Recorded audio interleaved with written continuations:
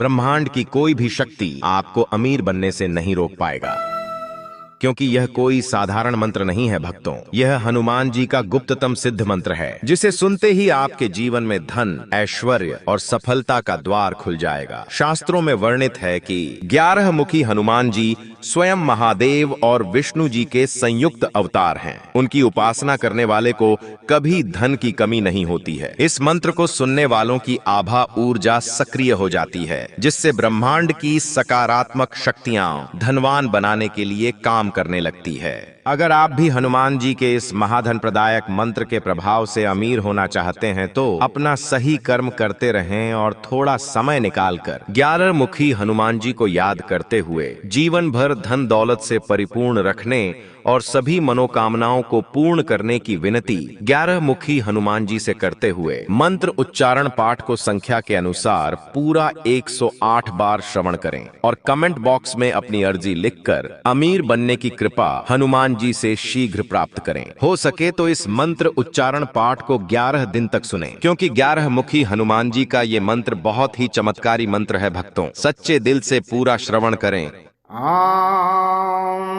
ऐं भ्रीं हनुमते श्रीरामदूताय लङ्काविध्वंसनाय अञ्जनीगर्भसम्भूताय एकादशमुखाय श्रीहनुमते नमः। ॐ हनुमते नमः। श्रीं ह्रीं क्लीं नमः। धनं देहि देहि स्वाहा। ॐ ऐं भ्रीं हनुमते श्रीरामदूताय लङ्काविध्वंसनाय अञ्जनीगर्भसम्भूताय एकादशमुखाय श्रीहनुमते नमः। ॐ हनुमते नमः।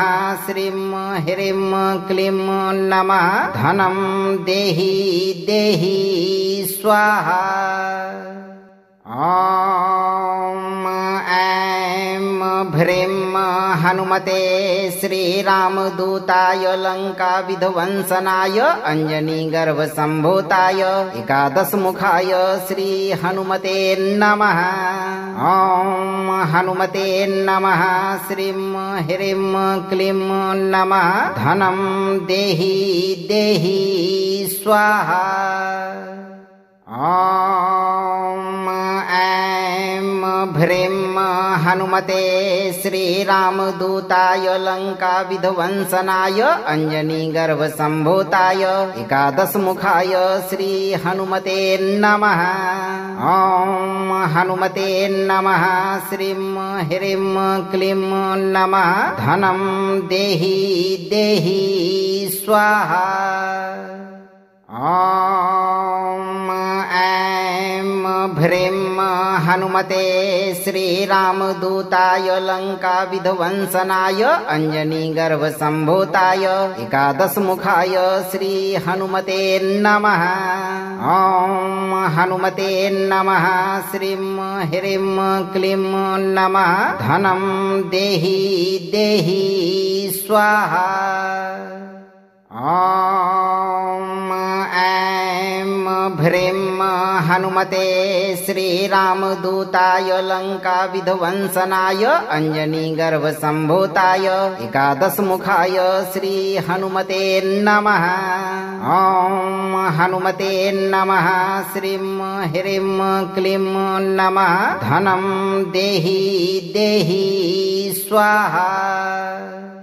ॐ ऐं भ्रीं हनुमते श्रीरामदूताय लङ्काविध्वंसनाय अञ्जनीगर्भसम्भूताय एकादशमुखाय श्रीहनुमते नमः। ॐ हनुमते नमः। श्रीं ह्रीं क्लीं नमः। धनं देहि देहि स्वाहा। ॐ ऐं भ्रीं हनुमते श्रीरामदूताय लङ्काविध्वंसनाय अञ्जनीगर्भसम्भूताय एकादशमुखाय श्रीहनुमते नमः। ॐ हनुमते नमः। श्रीं ह्रीं क्लीं नमः। धनं देहि देहि स्वाहा।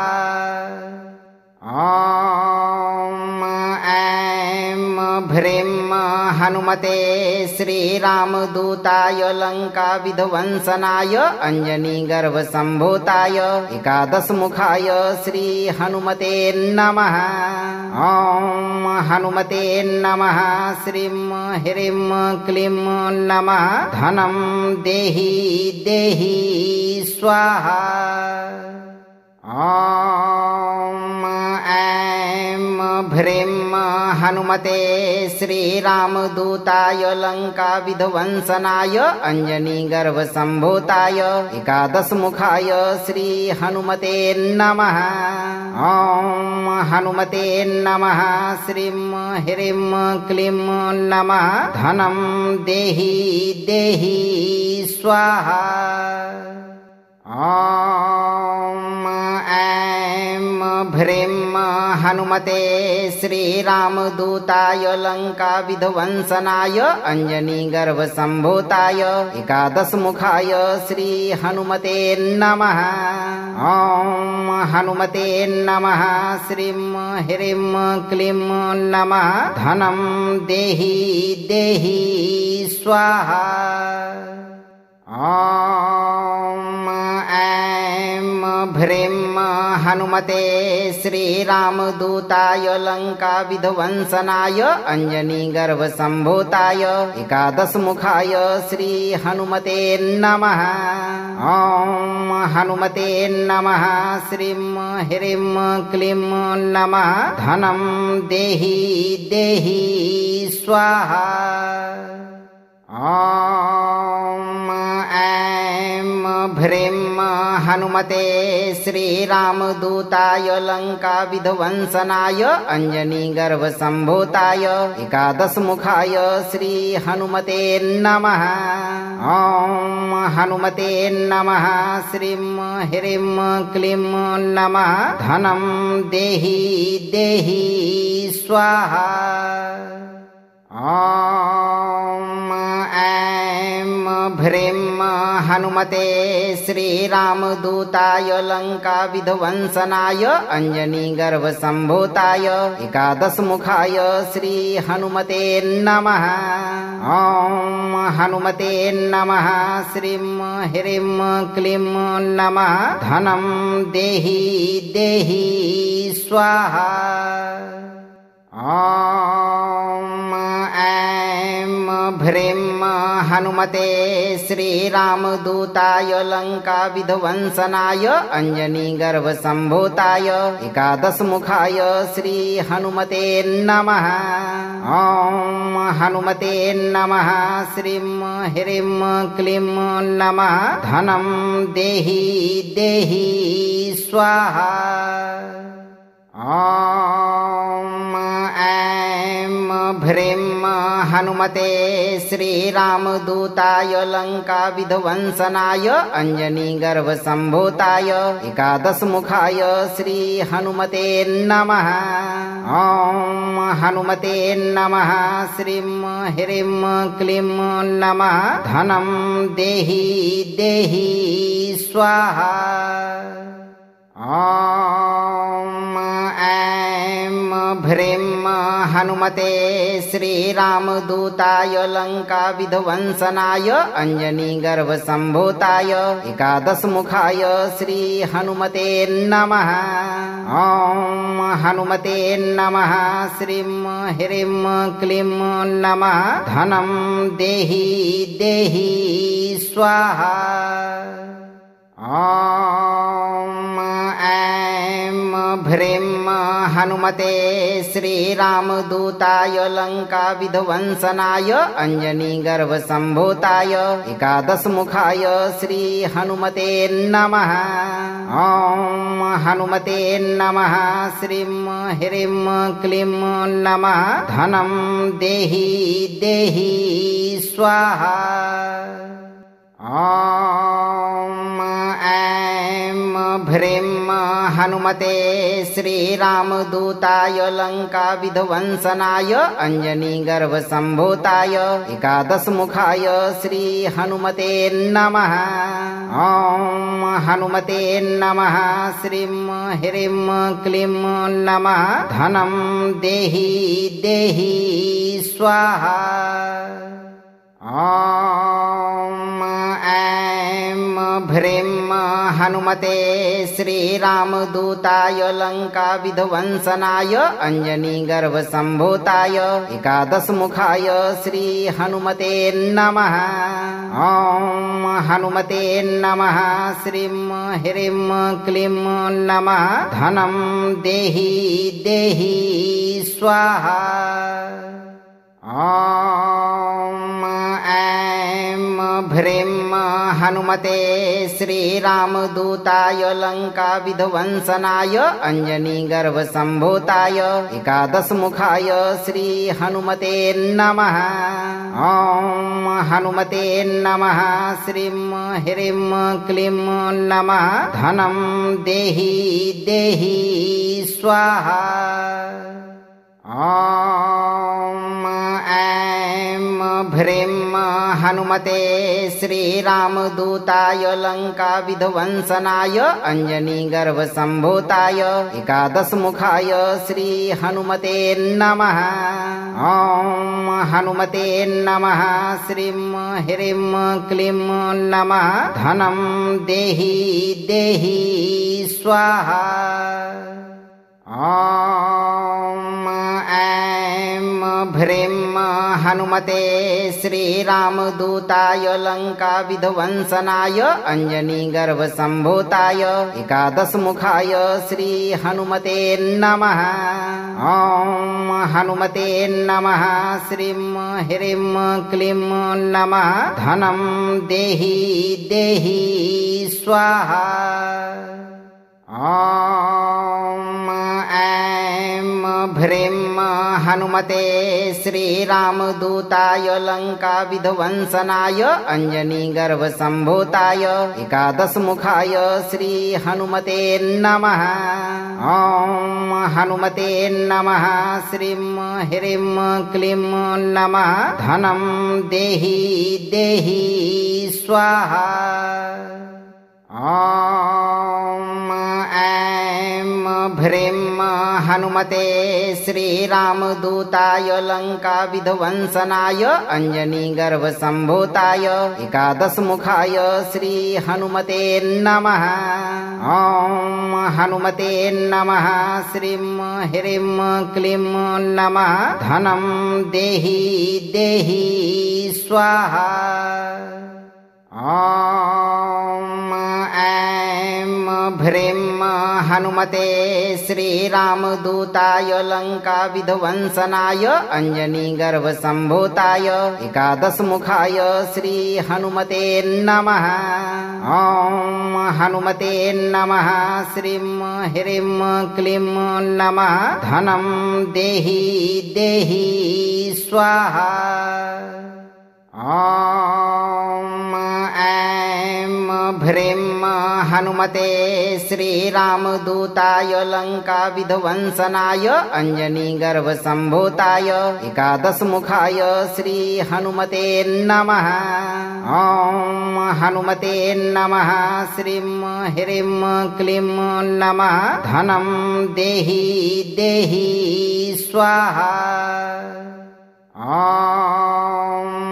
ऐं भ्रीं हनुमते श्रीरामदूताय लङ्काविध्वंसनाय अञ्जनीगर्भसम्भूताय एकादशमुखाय श्रीहनुमते नमः। ॐ हनुमते नमः। श्रीं ह्रीं क्लीं नमः। धनं देहि देहि स्वाहा।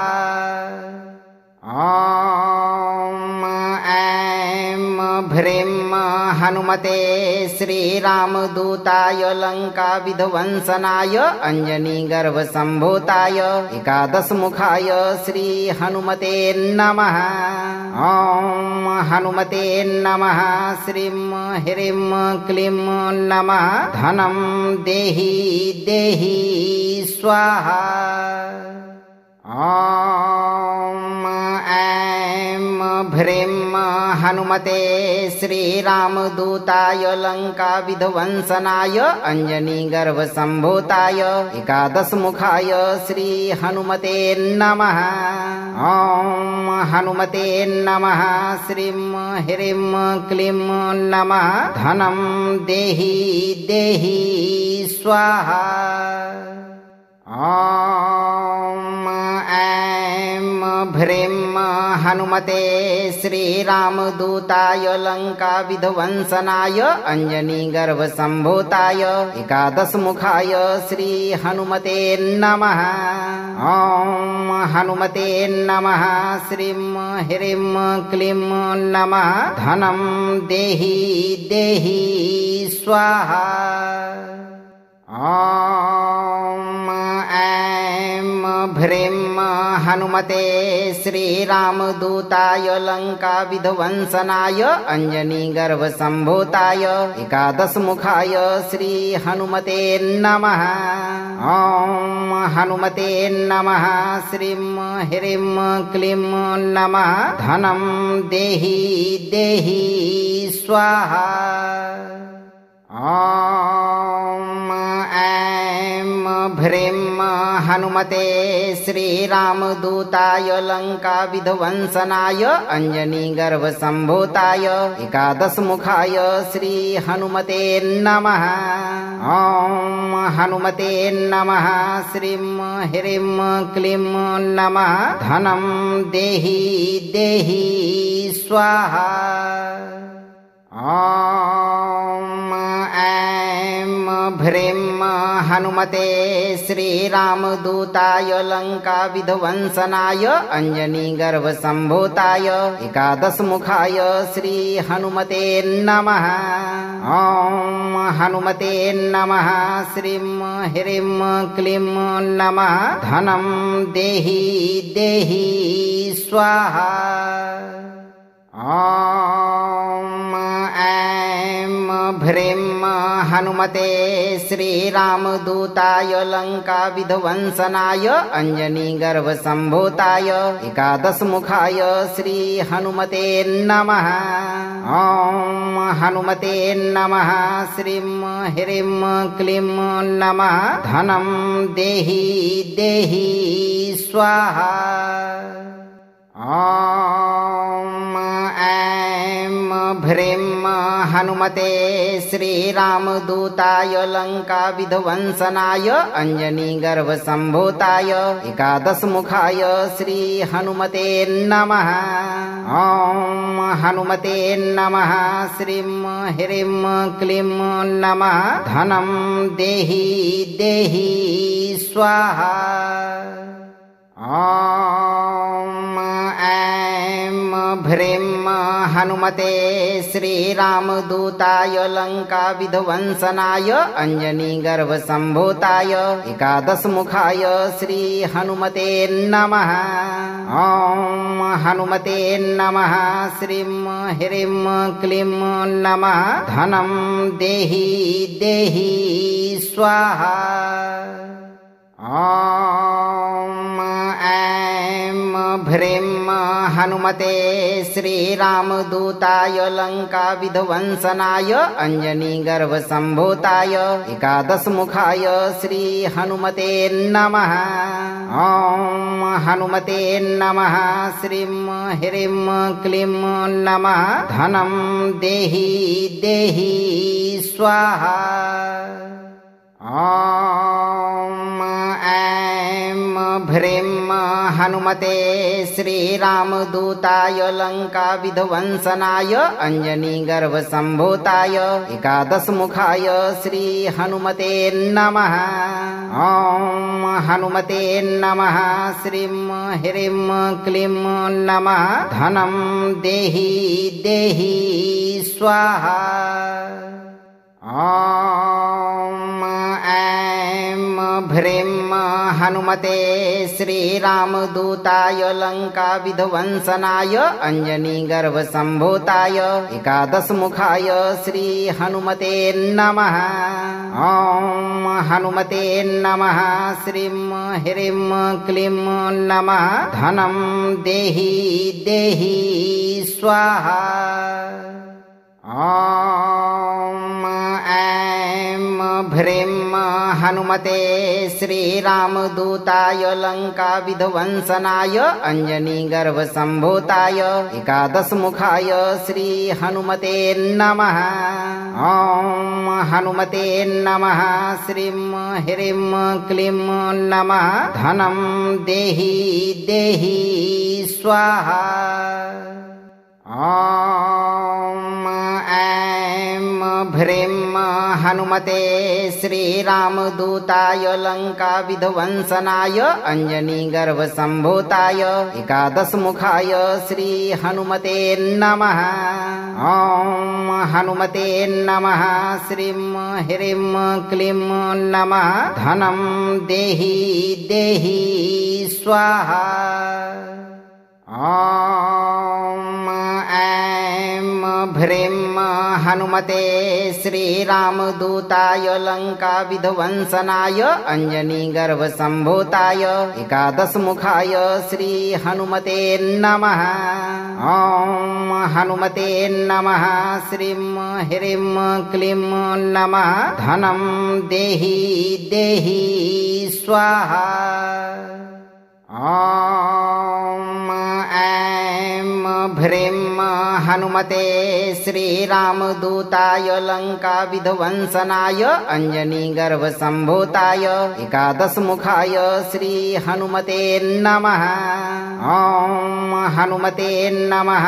श्रीं ह्रीं क्लीं नमः। धनं देहि देहि स्वाहा। ॐ ऐं भ्रीं हनुमते श्रीरामदूताय लङ्काविध्वंसनाय अञ्जनीगर्भसम्भूताय एकादशमुखाय श्रीहनुमते नमः। ॐ हनुमते नमः। श्रीं ह्रीं क्लीं नमः। धनं देहि देहि स्वाहा। ॐ ऐं भ्रीं हनुमते श्रीरामदूताय लङ्काविध्वंसनाय अञ्जनीगर्भसम्भूताय एकादशमुखाय श्रीहनुमते नमः। ॐ हनुमते नमः। श्रीं ह्रीं क्लीं नमः। धनं देहि देहि स्वाहा। ॐ ऐं भ्रीं हनुमते श्रीरामदूताय लङ्काविध्वंसनाय अञ्जनीगर्भसम्भूताय एकादशमुखाय श्रीहनुमते नमः। ॐ हनुमते नमः। श्रीं ह्रीं क्लीं नमः। धनं देहि देहि स्वाहा। ॐ ऐं भ्रीं हनुमते श्रीरामदूताय लङ्काविध्वंसनाय अञ्जनीगर्भसम्भूताय एकादशमुखाय श्रीहनुमते नमः। ॐ हनुमते नमः। श्रीं ह्रीं क्लीं नमः। धनं देहि देहि स्वाहा। ॐ ऐं भ्रीं हनुमते श्रीरामदूताय लङ्काविध्वंसनाय अञ्जनीगर्भसम्भूताय एकादशमुखाय श्रीहनुमते नमः। ॐ हनुमते नमः। श्रीं ह्रीं क्लीं नमः। धनं देहि देहि स्वाहा। ॐ ऐं भ्रीं हनुमते श्रीरामदूताय लङ्काविध्वंसनाय अञ्जनीगर्भसम्भूताय एकादशमुखाय श्रीहनुमते नमः। ॐ हनुमते नमः। श्रीं ह्रीं क्लीं नमः। धनं देहि देहि स्वाहा। ॐ ऐं भ्रीं हनुमते श्रीरामदूताय लङ्काविध्वंसनाय अञ्जनीगर्भसम्भूताय एकादशमुखाय श्रीहनुमते नमः। ॐ हनुमते नमः। श्रीं ह्रीं क्लीं नमः। धनं देहि देहि स्वाहा। ॐ ऐं भ्रीं हनुमते श्रीरामदूताय लङ्काविध्वंसनाय अञ्जनीगर्भसम्भूताय एकादशमुखाय श्रीहनुमते नमः। ॐ हनुमते नमः। श्रीं ह्रीं क्लीं नमः। धनं देहि देहि स्वाहा।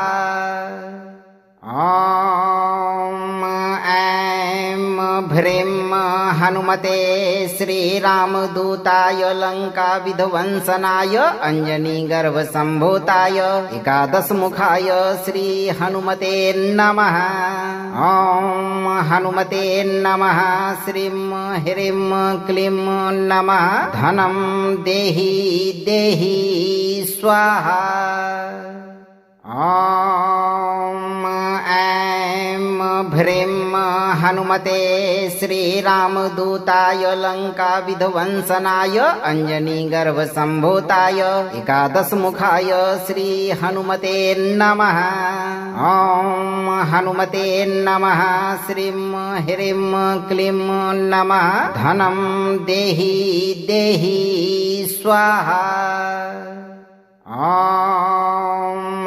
ऐं भ्रीं हनुमते श्रीरामदूताय लङ्काविध्वंसनाय अञ्जनीगर्भसम्भूताय एकादशमुखाय श्रीहनुमते नमः। ॐ हनुमते नमः। श्रीं ह्रीं क्लीं नमः। धनं देहि देहि स्वाहा। ॐ ऐं भ्रीं हनुमते श्रीरामदूताय लङ्काविध्वंसनाय अञ्जनीगर्भसम्भूताय एकादशमुखाय श्रीहनुमते नमः। ॐ हनुमते नमः। श्रीं ह्रीं क्लीं नमः। धनं देहि देहि स्वाहा। ॐ ऐं भ्रीं हनुमते श्रीरामदूताय लङ्काविध्वंसनाय अञ्जनीगर्भसम्भूताय एकादशमुखाय श्रीहनुमते नमः। ॐ हनुमते नमः। श्रीं ह्रीं क्लीं नमः। धनं देहि देहि स्वाहा। ॐ ऐं भ्रीं हनुमते श्रीरामदूताय लङ्काविध्वंसनाय अञ्जनीगर्भसम्भूताय एकादशमुखाय श्रीहनुमते नमः। ॐ हनुमते नमः। श्रीं ह्रीं क्लीं नमः। धनं देहि देहि स्वाहा। ॐ ऐं भ्रीं हनुमते श्रीरामदूताय लङ्काविध्वंसनाय अञ्जनीगर्भसम्भूताय एकादशमुखाय श्रीहनुमते नमः। ॐ हनुमते नमः। श्रीं ह्रीं क्लीं नमः। धनं देहि देहि स्वाहा। ॐ ऐं भ्रीं हनुमते श्रीरामदूताय लङ्काविध्वंसनाय अञ्जनीगर्भसम्भूताय एकादशमुखाय श्रीहनुमते नमः। ॐ हनुमते नमः। श्रीं ह्रीं क्लीं नमः। धनं देहि देहि स्वाहा। ॐ ऐं भ्रीं हनुमते श्रीरामदूताय लङ्काविध्वंसनाय अञ्जनीगर्भसम्भूताय एकादशमुखाय श्रीहनुमते नमः। ॐ हनुमते नमः। श्रीं ह्रीं क्लीं नमः। धनं देहि देहि स्वाहा। ॐ ऐं भ्रीं हनुमते श्रीरामदूताय लङ्काविध्वंसनाय अञ्जनीगर्भसम्भूताय एकादशमुखाय श्रीहनुमते नमः।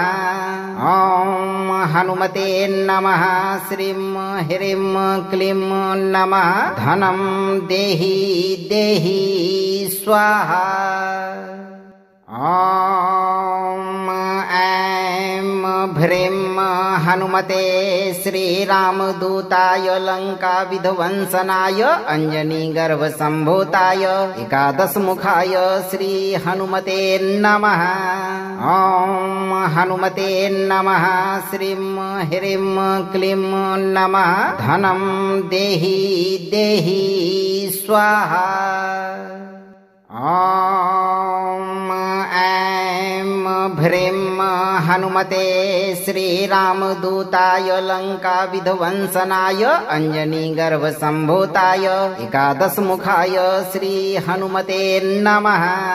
ॐ हनुमते नमः। श्रीं ह्रीं क्लीं नमः। धनं देहि देहि स्वाहा। ॐ ऐं भ्रीं हनुमते श्रीरामदूताय लङ्काविध्वंसनाय अञ्जनीगर्भसम्भूताय एकादशमुखाय श्रीहनुमते नमः। ॐ हनुमते नमः। श्रीं ह्रीं क्लीं नमः। धनं देहि देहि स्वाहा। ॐ ऐं भ्रीं हनुमते श्रीरामदूताय लङ्काविध्वंसनाय अञ्जनीगर्भसम्भूताय एकादशमुखाय श्रीहनुमते नमः। ॐ हनुमते नमः।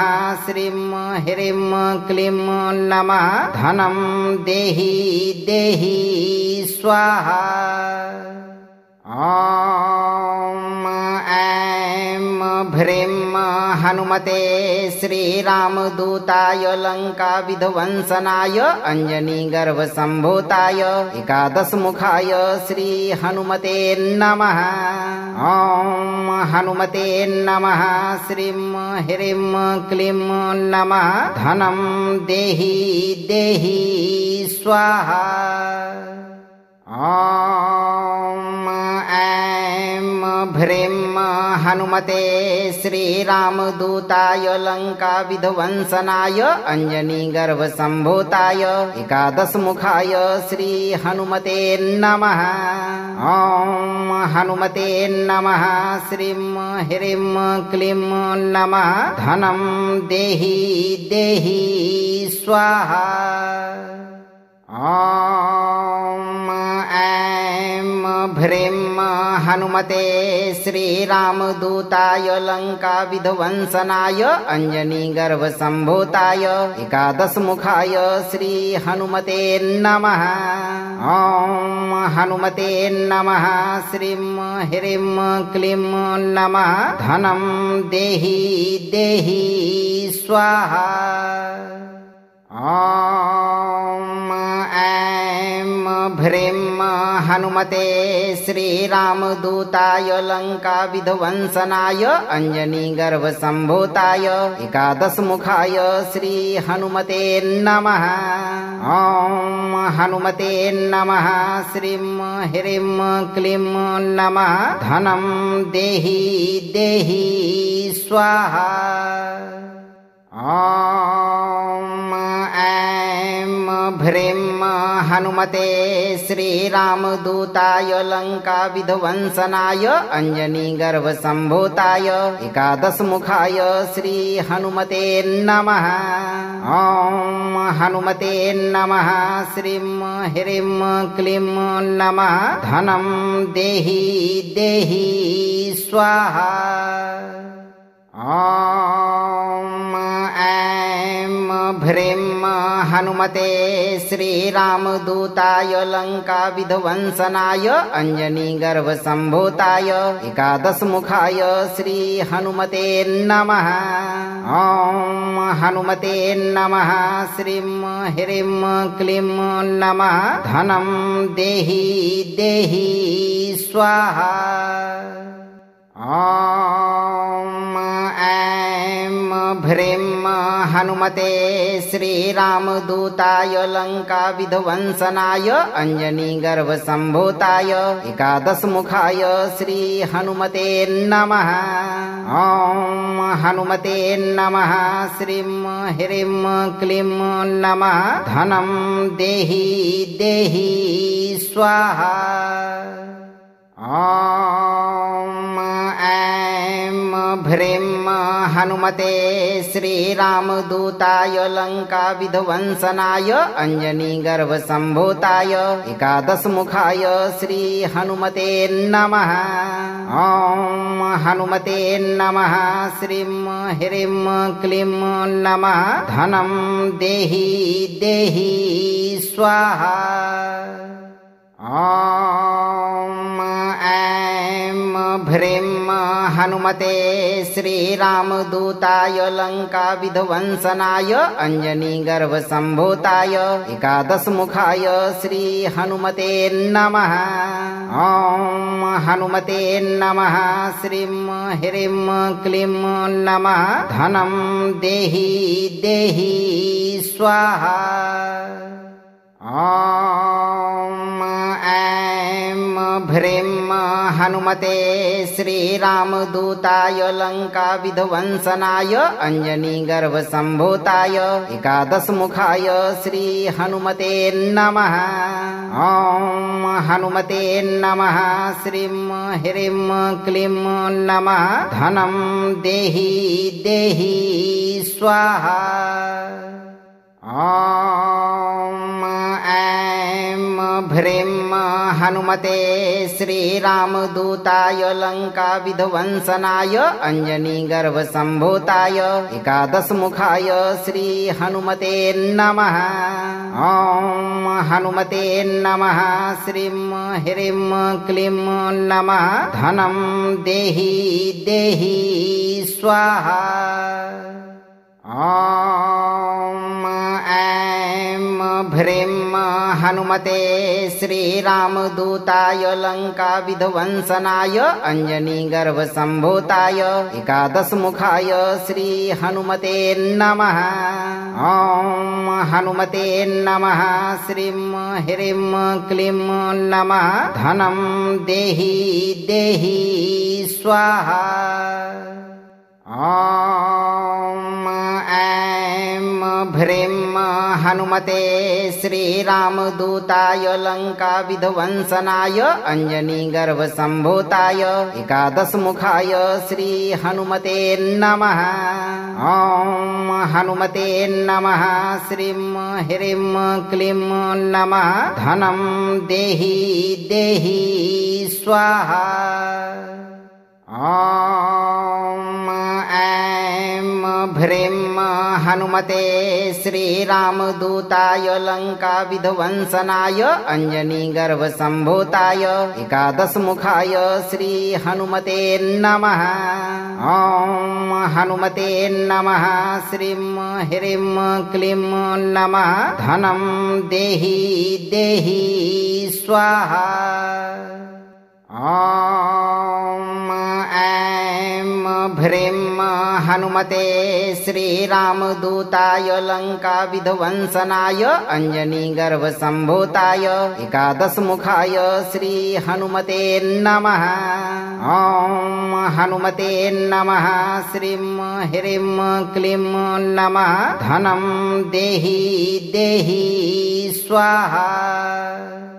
ॐ ऐं भ्रीं हनुमते श्रीरामदूताय लङ्काविध्वंसनाय अञ्जनीगर्भसम्भूताय एकादशमुखाय श्रीहनुमते नमः। ॐ हनुमते नमः।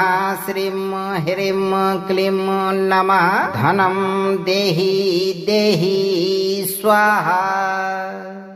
ॐ ऐं भ्रीं हनुमते श्रीरामदूताय लङ्काविध्वंसनाय अञ्जनीगर्भसम्भूताय एकादशमुखाय श्रीहनुमते नमः। ॐ हनुमते नमः। श्रीं ह्रीं क्लीं नमः। धनं देहि देहि स्वाहा। ॐ ऐं भ्रीं हनुमते श्रीरामदूताय लङ्काविध्वंसनाय अञ्जनीगर्भसम्भूताय एकादशमुखाय श्रीहनुमते नमः। ॐ हनुमते नमः। श्रीं ह्रीं क्लीं नमः। धनं देहि देहि स्वाहा। ॐ ऐं भ्रीं हनुमते श्रीरामदूताय लङ्काविध्वंसनाय अञ्जनीगर्भसम्भूताय एकादशमुखाय श्रीहनुमते नमः। ॐ हनुमते नमः। श्रीं ह्रीं क्लीं नमः। धनं देहि देहि स्वाहा। ॐ ऐं भ्रीं हनुमते श्रीरामदूताय लङ्काविध्वंसनाय अञ्जनीगर्भसम्भूताय एकादशमुखाय श्रीहनुमते नमः। ॐ हनुमते नमः। श्रीं ह्रीं क्लीं नमः। धनं देहि देहि स्वाहा। ॐ ऐं भ्रीं हनुमते श्रीरामदूताय लङ्काविध्वंसनाय अञ्जनीगर्भसम्भूताय एकादशमुखाय श्रीहनुमते नमः। ॐ हनुमते नमः। श्रीं ह्रीं क्लीं नमः। धनं देहि देहि स्वाहा। ॐ ऐं भ्रीं हनुमते श्रीरामदूताय लङ्काविध्वंसनाय अञ्जनीगर्भसम्भूताय एकादशमुखाय श्रीहनुमते नमः। ॐ हनुमते नमः। श्रीं ह्रीं क्लीं नमः। धनं देहि देहि स्वाहा। ॐ ऐं भ्रीं हनुमते श्रीरामदूताय लङ्काविध्वंसनाय अञ्जनीगर्भसम्भूताय एकादशमुखाय श्रीहनुमते नमः। ॐ हनुमते नमः। श्रीं ह्रीं क्लीं नमः। धनं देहि देहि स्वाहा। ॐ ऐं भ्रीं हनुमते श्रीरामदूताय लङ्काविध्वंसनाय अञ्जनीगर्भसम्भूताय एकादशमुखाय श्रीहनुमते नमः। ॐ हनुमते नमः। श्रीं ह्रीं क्लीं नमः। धनं देहि देहि स्वाहा। ॐ ऐं भ्रीं हनुमते श्रीरामदूताय लङ्काविध्वंसनाय अञ्जनीगर्भसम्भूताय एकादशमुखाय श्रीहनुमते नमः। ॐ हनुमते नमः। श्रीं ह्रीं क्लीं नमः। धनं देहि देहि स्वाहा।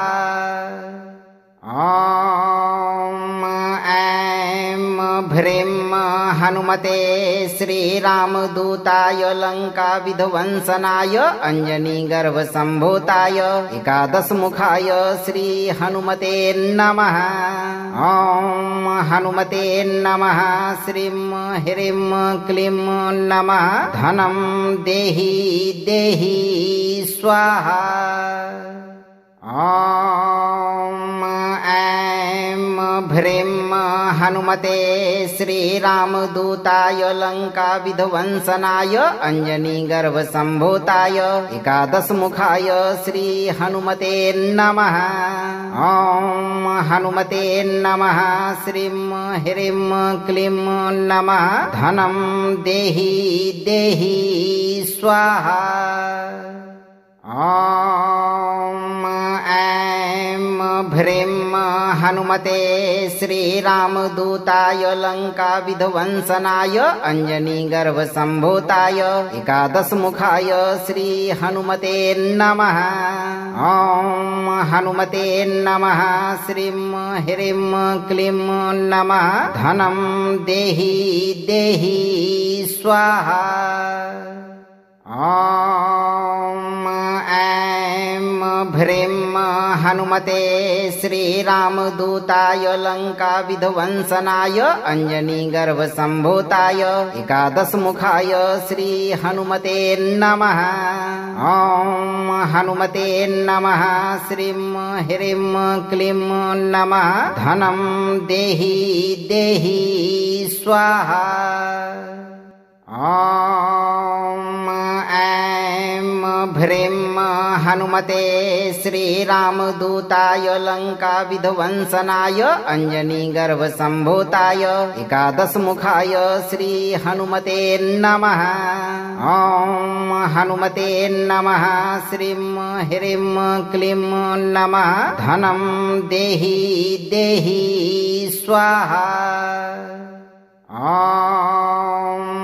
ऐं भ्रीं हनुमते श्रीरामदूताय लङ्काविध्वंसनाय अञ्जनीगर्भसम्भूताय एकादशमुखाय श्रीहनुमते नमः। ॐ हनुमते नमः। श्रीं ह्रीं क्लीं नमः। धनं देहि देहि स्वाहा। ॐ ऐं भ्रीं हनुमते श्रीरामदूताय लङ्काविध्वंसनाय अञ्जनीगर्भसम्भूताय एकादशमुखाय श्रीहनुमते नमः। ॐ हनुमते नमः। श्रीं ह्रीं क्लीं नमः। धनं देहि देहि स्वाहा। ॐ ऐं भ्रीं हनुमते श्रीरामदूताय लङ्काविध्वंसनाय अञ्जनीगर्भसम्भूताय एकादशमुखाय श्रीहनुमते नमः। ॐ हनुमते नमः। श्रीं ह्रीं क्लीं नमः। धनं देहि देहि स्वाहा।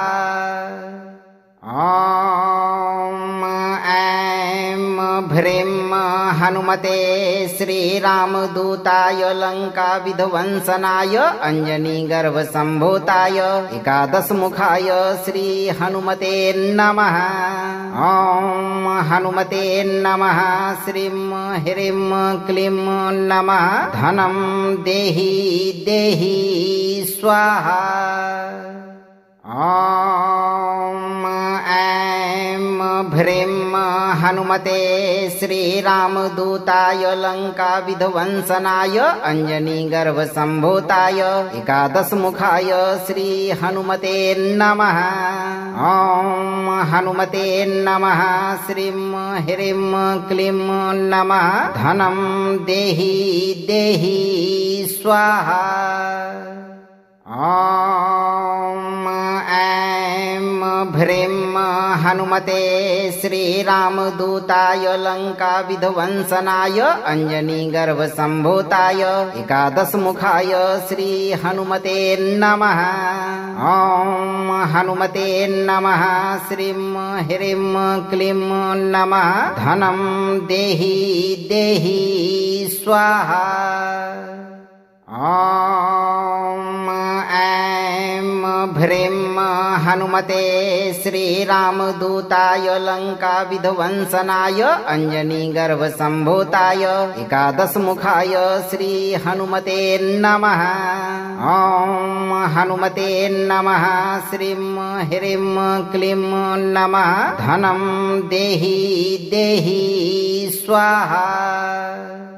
ॐ ऐं भ्रीं हनुमते श्रीरामदूताय लङ्काविध्वंसनाय अञ्जनीगर्भसम्भूताय एकादशमुखाय श्रीहनुमते नमः। ॐ हनुमते नमः। श्रीं ह्रीं क्लीं नमः। धनं देहि देहि स्वाहा।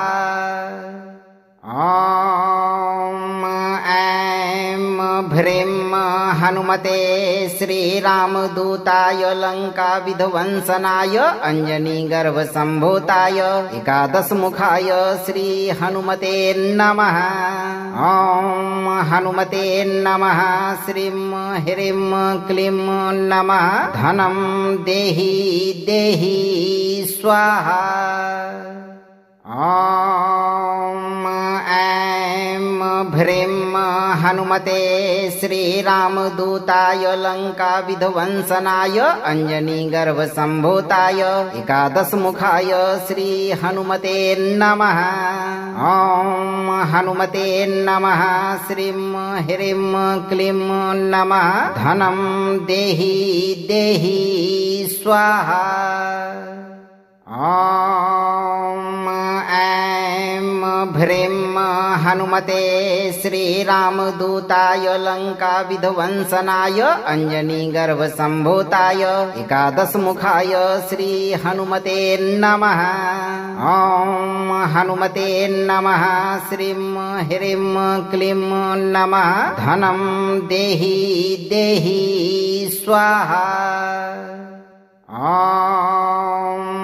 ऐं भ्रीं हनुमते श्रीरामदूताय लङ्काविध्वंसनाय अञ्जनीगर्भसम्भूताय एकादशमुखाय श्रीहनुमते नमः। ॐ हनुमते नमः। श्रीं ह्रीं क्लीं नमः। धनं देहि देहि स्वाहा।